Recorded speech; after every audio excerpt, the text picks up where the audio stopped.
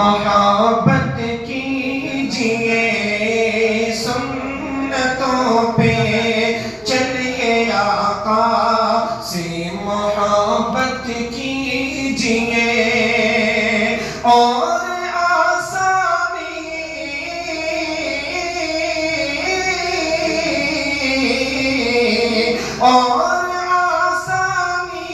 से अपने नाम जन्नत कीजिए और आसानी से अपने नाम जन्नत कीजिए कि आसमां से बरकतों के काफिले भेजेगा वो, आसमां से बरकतों के काफिले भेजेगा वो, आसमां से बरकतों के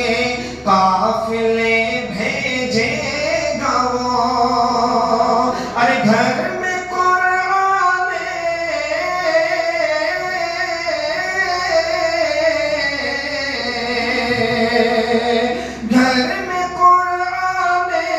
मुक़द्दस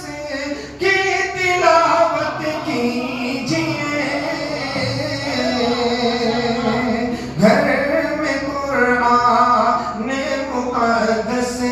की तिलावत कीजिए। और एक शेर दो देखिएगा, एक मतलब और दो शेर हो यहाँ से कि इतना